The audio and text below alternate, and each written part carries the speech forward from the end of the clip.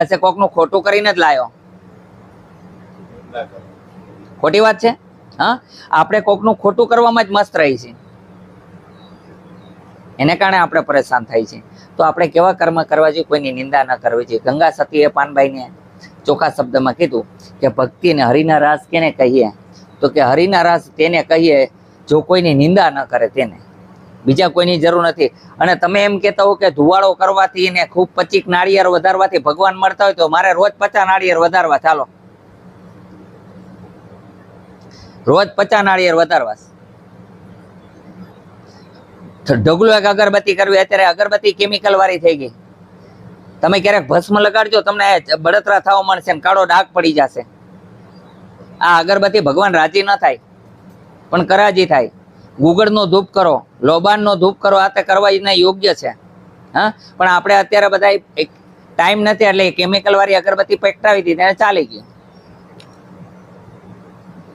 એક તમારા ઘરની અંદર નેગેટિવ ઉર્જા છે એને દૂર કરવા માટે થઈને આપણે ધૂપ ધુવાડો કરીએ છીએ, ઉર્જા સારી લેવા માટે થઈને. આપણે ઘરને ગંદકી વાળું નથી રાખતા, એનું કારણ કે જીવડા થાય તો આપણે બીમાર પડીએ કે ન પડીએ. એમ ખરાબ ઉર્જા છે એને દૂર કરવા માટે થઈને આપણે ભગવાનને પ્રાર્થના કરીએ છીએ અને દીવો ધૂપ આપણે એ માટે થઈને કરીએ છીએ, એનર્જી ઉર્જા સારી રહે.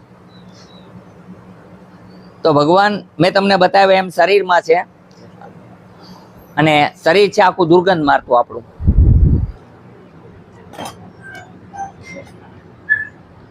આપણું શરીર કેવું છે તો કે દુર્ગંધ મારતું. આપણે આને સજાવીએ છીએ, સવારીએ છીએ, 5-5 સાબુના ગોટાથી નાહી છે, હારા મહિલા 200-500 વાળો લઈને નાહી નાખીએ મળે છે. એટલે પણ તમે નાયા હો ત્યાં સુધી ચોખ્ખા રહેશો, પણ દુર્ગંધ તમારી દૂર થાય છે. મને બતાવો, ચાલો એક વ્યક્તિ મને સુગંધિત બતાવો, હું 25 લાખ આપું. સુગંધિત હોય તો છે? સુગંધિત કોઈ માથામાં ખોડો ન થતો એક વ્યક્તિ બતાવો, મને ખોડો નથી થતો. માથામાં ખોડો થાય, આંખોમાં ચીપડા નીકળે, કાંઈક તો હોય જ. કાનમાં મેલ નીકળે, નાકમાં શેડા ગુંગા રોજ નીકળે, મોઢામાંથી દુર્ગંધ આવે, જીભમાં રોજ ઉલ ઉતારવું પડે, આખા શરીરને ચોખ્ખું કરીએ, પેશાબ છૂટે, મળ છૂટે, આખી કાયા દુર્ગંધ વાળી. એક વસ્તુ આપણામાં સુગંધિત છે, શું છે? આત્મા. જે દેખાતો નથી ને એ સુગંધિત છે, જે દેખાય છે ને એ બધું દુર્ગંધ વાળું છે. જે દેખાતો નથી એ સુગંધિત છે. હા, એટલે કૃષ્ણ ભગવાને અર્જુનને કીધું કે અર્જુન, આત્મા કો પરિશુદ્ધ બનાવો. કેને શુદ્ધ કરવાનું કીધું? શરીરને નહીં, આત્મા કો પરિશુદ્ધ બનાવો. એટલે તમારા બધાના વિચાર સારા લ્યો. હા, અને સાચી ભક્તિ અત્યારે કોઈ કરતા નથી. દીવા ધૂપ કરીને ઢોંગ ધફોડા કરે, બધા અગરબત્તી કરતા હોય તો 500ની નોટ આવે ત્યાં ધ્યાન વયું જાય. મોરારી બાપુની કથા સાંભળતા હોય કોઈ, અને કોઈ સ્ટાર નીકળે તો ત્યાં ધ્યાન બધાના ખેંચાઈ જાય. કાં કોઈ ઝઘડો ચાલતો હોય તો ત્યાં ધ્યાન ખેંચાઈ જાય. બુદ્ધે કીધું એક ધ્યાન સ્વ, એક જ ધ્યાન વાળો વ્યક્તિ પ્રભુની પ્રાપ્તિ કરી શકે છે. કાનમાં સુડા ભોગવી દે તોય પણ એનું ધ્યાન ભંગ ન થાય ને એ ધ્યાની કહેવાય. જ્ઞાની કોણ કહેવાય? તો કે કોઈની નિંદા ઈર્ષા ન કરે, બસ સત્કર્મ જ કર્યો જાય, આ મહાજ્ઞાની છે. એની પાસે 2 શબ્દ જ હોય પ્રેમના, તો પણ એ મહાજ્ઞાની છે. ઘણા પોથી પુસ્તક વાંચતા હોય, ઘણા બધાને સમજાવતા હોય, પણ પૈસાની લૂંટ કરતા હોય એ પણ અજ્ઞાની છે. કારણ કે આજે મોરારી બાપુ છે, સારા કોઈ કથાકાર હોય છે, તમે જોઈ શકો છો. એવા કોઈ કથાકાર હોય તો મને બતાવો જે પૈસા ન લેતા હોય. પૈસા વગર કોઈ કથા કરે છે? આવી સાહેબી જોઈએ છે, આવી રેણી કેણી હશે તો અમે કથા કરશું, નકર નહીં કરીએ. 45 લાખ થશે, 50 લાખ થશે, તો તમે તો બધાને કામ, ક્રોધ, લોભ, મોહ છોડાવો છો, તો તમે પકડીને બેઠા હું છોડાવવાના છો? પણ સાંભળવા જાય એ એવા ગણાય કે ન ગણાય? મૂર્ખા. સાંભળવા જાય એમાં ભૂલ કહેવાય કે ન કહેવાય? એ તો છૂટતા નથી, તમને કેમ છોડાવશે? મને બતાવો. એક વાસણ ગંધારું પડ્યું છે અને બીજા વાસણને સુધારી શકશે? કોઈ પણ કથાકાર પૈસા ન લેતા હોય મને એવો બતાવો, ચાલો. પણ તમે જાઓ છો ને જટનેરા, ચાલો કથા બધું મેલો, કથામાં જાઓ. શું સુધરીને આવ્યા મને બતાવો, ચાલો. શું સુધરી ગયા? હવે એ જ નથી સુધરતા, તમને શું સુધારશે? એને પ્લેનમાં કથા વાંચવા જોઈ છે, હાઈફાઈ જિંદગી જીવવા જોઈ છે, એમાં તમને શું સુધારવાના એ મને કહેજો. હાલો, એને રૂપિયા વગર હાલતું હોય તો કહેજો, કથા વગર પૈસાની કરી દેતા હોય મને કહો કે ભાઈ મારે કાંઈ નથી જોતો, હવે ઘણું બધું થઈ ગયું, હવે મને પૈસા ન ખપે. એવું કીધું ક્યારેય?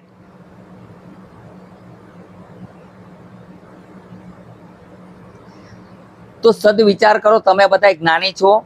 જે એમની પાસે છે એ તમારી પાસે નથી, અને તમારી પાસે હળકવાની ટ્રીક છે ને એ મોરારી બાપુ કે કોઈ પણ હકાવી દે તો હું તમારો ગુલામ બની જાઉં. હકાવી દે? તમે પેડા બનાવતા હોય ને કેજો કે બાપુ તમે આમાં પેડા બનાવી દો, તો ન બનાવી શકે. તો હરેક વ્યક્તિ પાસે ટેલેન્ટ છે, હરેક વ્યક્તિ કારીગર છે. તમે પણ એની કોર ખેંચાઈ જાઓ છો. આ તમારી બધાની ભૂલ છે.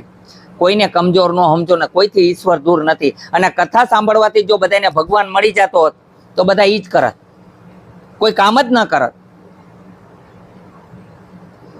ધર્મથી શ્રેષ્ઠ ભગવાન કૃષ્ણએ ચોખ્ખું કીધું કે હે પાર્થ, કર્મ છે.